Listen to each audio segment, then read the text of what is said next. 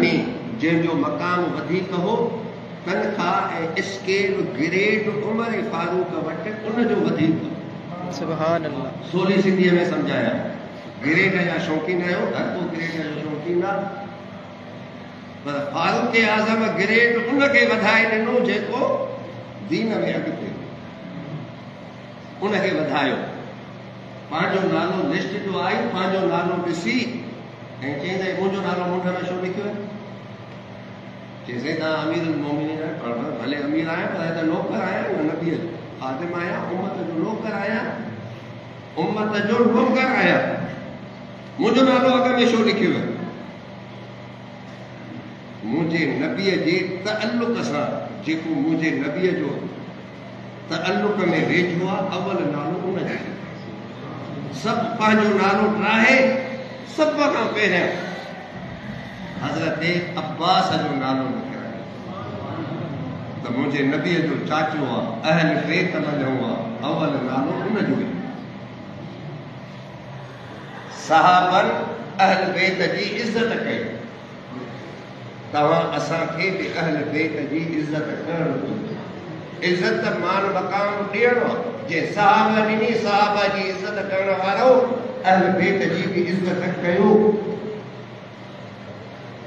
List ॾिसंदे ॾिसंदे बदरी सहाबी आया, उन खां पोइ इमाम हसन ऐं हुसैन जो पोइ नालो ॾिसी ऐं फरमायो त हीअ लिस्ट भरियल आहे।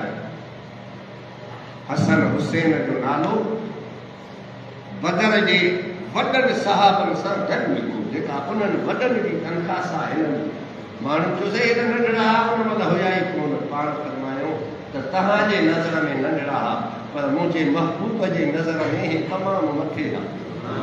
मां तव्हांजा फ़ैसिला न कंदुसि, मां पंहिंजे महबूब जे नज़र ऐं सोच जा फ़ैसिला कंदुसि। जंहिंसां महबूब खे प्यार हो उहो असांजे अखियुनि जो ठार आहे, असांजो अॻुवान आहे। ऐं असहाबे बदर सां उन्हनि ॿिन्ही नंढड़नि जा नाला लिखिया त मुंहिंजे नबीअ जा वेझा आहिनि, त असांजा अॻुवान उन्हनि जी तनख़्वाह मथे लिखाई। साहब इहो अदब, अॼु बि अदब कयो, एतिराम कयो। इन में तव्हांजे ॿिन्ही जहाननि जी भलाई आहे, ॿिन्ही जहाननि जो मान ऐं मक़ाम आहे। इन में ॿिन्ही जहाननि जी भलाई ऐं मान ऐं मक़ाम। फारूक आज़म जी ॻाल्हि ॿी हुई, इहा ॻाल्हि कयमि त हुन दुनिया जे पहिरों टोपल खे, हुकूमत खे, वाह वाह खे, हटो बचो गाॾियूं स्कॉट न हिनखे का अहमियत न ॾिनी। शाम फतह थियो आहे, बैतुल मक़दिस खे कड़ो चढ़ियो पियो आहे। ईसाई दुनिया जो मज़हबी तक़दुस मुसलमाननि जे हथ में पियो अचे, हर क़िस्म जी दुश्मनीअ जो भाव आहे। फारूक आज़म बॉडी गार्ड जे अकेलो ऐं वरी खणी छा थो वञे, पाणीअ जी मश्क, सतुअ जी गंढड़ी, इहो थो खणी वञे वक़्त जो बादशाह। ऐं अॼोकनि जा जॾहिं ताम लॻनि था न, त इन्हनि जा कुता बि घणो था खाइनि, ग़रीब खे एतिरो बि नथो।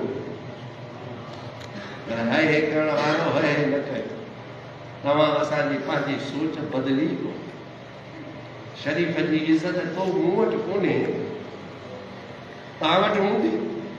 असांजे माहौल में जॾहिं शरीफ़ इल्म ऐं ध्यान वारे जी इज़त कोन्हे त इहे फाहा फकींदासीं, हथ सां फकिया आहिनि त मुला जीवना कुझु न थींदो। मुला जीवना हे जेको मथो हणे थो, असां वारी क़ौम न सुधरंदी। अलाह सम्झ ॾे, पर कोशिशि त करणी आहे बाबा, तबलीग करणी आहे, हक़ ॿुधाइणो आहे, हक़ चवणो आहे। पोइ भले को अमल करे न करे, पर हक़ जो आवाज़ बुलंद करणो आहे। इहो आवाज़ बुलंद कबो अल्लाह जे लाइ। पोइ जंहिंजे नसीब में हूंदो उनखे थींदो, जंहिंजे नसीब में नाहे पंहिंजे नसीबनि खे चए तव्हांखे आवाज़ बुलंद करण जो सवाबु मिलंदो। नबीअ मके में आवाज़ बुलंद कयो, हर तकलीफ़ सखी, पर आवाज़ बंदि न कई। नबी होको ॾींदो रहियो। उन नबीअ जा उम्मती आहियो, होको बंदि न कयो, आवाज़ बंदि न कयो, पैगाम पहुचाईंदा रहो। नतीजो न ॾिसो, नतीजो अल्लाह जे हवाले कयो। जंहिं असांजे नबीअ नतीजो अल्लाह जे हवाले कयो। फारूक आज़म रज़ी अल्लाह ताला अन्हु इन हाल ग़रीबाणे में, इन मिस्कीनी फ़क़ीराणे हाल में जॾहिं बैतुल मक़दस जे वेझो पहुतो त हुननि बैतुल मक़दस जी हिफ़ाज़त लाइ हिकु चौधारी नहर खोटे छॾी जंहिंमें पाणी पियो वहे। ऐं जॾहिं वेझा थिया त इत्तिफ़ाक़ सां ग़ुलाम जो वारो हो। उन ॾाढा इलाज कया त साईं हे अॻियूं हाणे पहुचण वारा आहियूं, हाणे त तव्हां वेहो। और फरमाए न बेइंसाफ़ी कंदुसि त पोइ उम्मत खे हे फतह न मिलंदी, हे इज़तूं उम्मत जेका माणे थी, हे उम्मत जेका अॻिते वधंदी थी वञे, उहा उम्मत पंहिंजे नबीअ जे क़ाइमु कयल निज़ाम जे मथां अमल करण जे करे वधे थी। जेकॾहिं मां अमल न कयो ऐं ख़ुदि मां नाइंसाफ़ी कई त कुझु बि नसीब न थींदो, ताक़त ते न मिलंदो आहे, नबीअ जे सदके मिलंदो, उन जे हुकुम ते हलंदे मिलंदो आहे, उन जे फरमान ते अमल करण सां मिलंदो आहे। इन करे अल्लाह फरमायो वमन यत्तक़िल्लाह, जेके ख़ुदा खां डरंदा अल्लाह वयजअल लहू मख़रजा, अल्लाह उन्हनि लाइ रस्ता खोलींदो, मुसीबतूं माफ़ कंदो आहे, मुश्किलात हल कंदो आहे, दग आसान कंदो आहे। पर किन जे लाइ? तक़वा वारनि लाइ। तक़वा जो मतिलबु नबीअ जी ग़ुलाम, उन जे दग ते, उन जे रंग ढंग में रंगिजी वञणु, इहा तक़वा आहे। ग़ुलाम उठ ते आहे ऐं जंहिंखां सॼी दुनिया कंबे थी, उहो महार कुल्हे ते रखियो ग़ुलामनि वांगुरु वञे थो। नहर जे परियों सिपर सालार बीठो आहे, फौजी इस्तक़बाल लाइ बीठा आहिनि। अबू उबैद सिपर सालार आहे, अशरे मुबशर आहे, मऊआ नहर तां जॾहिं उठ तां हाणे नहर तां लंघणो आहे। हज़रत फारूक आज़म खे मोज़ा पातल आहे, चमड़े जा थींदा आहिनि, चमड़े जा जोराबा, जोराबो खणी चवां, जोराबा पाता, जोराबो लाहे हिकिड़ो रखी हिन पुले ते, ॿियो रखी हिन पुले ते, जोराबा पुलनि ते रखी पाचा मथे करे, गोल मुबारक थोरो पातल हुई, गोल मथे करे, चङनि लॻल कपिड़ा समेटे पाणीअ मां पेरे उघाड़े लही वरी परे पासे। अबू उबैद सलाम जो जवाबु ॾेई ऐं चयो त उमिरि शर्मिंदो करे छॾी। हीअं शाम में हे सभु, हे शामी हुक्मरान, हे सभु ॾिसनि था शाम आहे। जे अॼु असां चऊं हे यूरोप आहे, हिते बि इहा ॿोॾि थो घुमे, त हुन ईअं चयो छो जो उन वक़्त जो जी यूरोप, छो शाम जो यूरोप त हुयो, रोमन एम्पायर जो हिसो, हे शाम आहे। ऐं हे हाल ईअं त तूं जेकॾहिं ग़ुलाम खे इहे जोराबा ॾे हा ऐं ईअं तूं थोरो ठाठ सां अचे हा त छा थी पई हा? हज़रत फारूक आज़म फरमायो, अबू उबैदा जेकॾहिं तूं ॿियो माण्हू हीअं चवे हा, तूं मुंहिंजे नबीअ जो प्यारो आहे, माफ़ थो कयां। जेकॾहिं ॿियो को इहो लफ़्ज़ चवे हा त उहा सज़ा ॾियांसा जो क़यामत ताईं ईंदड़ इंसाननि जे लाइ इबरत जो निशान बणिजी वञे। छा तूं सम्झे थो त हीअ फतह, हीअ तरक़ी, हीअ ताक़त, ही मुल्कनि जा मुल्क क़दमनि जे हेठां छा असांजी ताक़त जे करे था अचनि? न, हे सभु नबीअ जी ग़ुलामीअ जे करे था अचनि। ऐं उन मौक़े ते हिकु जुमिलो चयो त मुसलमानो, भले केॾी बि तरक़ी करे वञूं, किथे बि पहुची वञूं, नबीअ जो रंग ढंग न बदिलाइजो। मथां पैसा वधी विया त सूट पायो, पटका उछलाए छॾियो, नबीअ जे रंग ढंग खे पोइते करे छॾियो। ऐं दुनिया जे रंग में जेकॾहिं रंगजी वेंदो, मिली वेंदो त बर्बाद थी वेंदो, निशान बि न मिलंदो। पर जेकॾहिं नबीअ जे रंग ते क़ाइमु रहंदो त दुनिया जा बादशाह पंहिंजो हाल ॾिसो, अॼु पंहिंजो हाल ॾिसो, जेको हे थियो आहे त नबीअ जो दग छॾियो आहे, नबीअ जो रंग ढंग छॾियो, तॾहिं हे हाल थियो आहे। हिन दोस्त नारा हणाया, मां अॻोड़े ख़तमे नबूवत ते जेको धाड़ो लॻो आहे उन ते ॻाल्हाए वेठो आहियां। तहरीक लबेक जा नौजवान आहिनि, मुंहिंजे नबीअ जो नारो आहे, लब्बैक या रसूल अल्लाह जंहिंखे कलमो भरियो आहे उन जो नालो इहो कंहिं पार्टीअ जो नालो न आहे, इहो सियासी नालो न आहे, इहो पार्टीअ जो नालो न आहे, इहो सियासी नालो न आहे, इहो कंहिं हिकु जमायत जो नालो न आहे।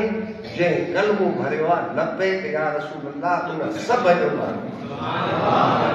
जॾहिं बि उम्मत में जॾहिं बि गुस्ताखी थी आहे नबीअ जी, तारीख़ खोले ॾिसो, सभिनी इहो हिकु ई नालो खयो त मुंहिंजा नबी ज़िंदा आहियूं, गुस्ताख खे न छॾींदासीं। लब्बैक या रसूल अल्लाह जो मतिलबु त नबी हाज़िर आहियूं, कहिड़ा बि पोइते पियल आहियूं, गुनाहगार आहियूं, पर तुंहिंजी गुस्ताखी न सहंदासीं, गुस्ताख खां बदिलो वठी रहंदासीं। हाणे ताज़ो जॾहिं पहिरियों दफ़ो कार्टून थिया फ्रांस में ऐं सॼी दुनिया में एहतजाज थियो त सॼी उम्मत जो हिकु नारो हो, अरब में बि इहो नारो हो त अजम में बि इहो नारो हो त लब्बैक या रसूल अल्लाह। इन करे इन नारे खे उम्मत जो नारो सम्झो, पार्टीअ जो नारो न सम्झो, जमायत जो न सम्झो, कंहिं पीर जो न सम्झो, कंहिं हिकु माण्हूअ जो न सम्झो। लबनान में हिज़्बुल्लाह जे सरबराह जॾहिं गुस्ताखीअ जे करे जुलूस कढियो हो, उन पहिरियों नारो इहो हलायो हो लब्बैक या रसूल अल्लाह। इहा हदीस आहे, मन सब्ब नबीअन जेको तव्हांजे नबी जी गुस्ताखी करे फ़क़्तुलू क़त्ल करे, इहो जीअण जे लाइक़ न आहे, इहो सॼी उम्मत जो फ़ैसिलो आहे, सॼी उम्मत जो नालो।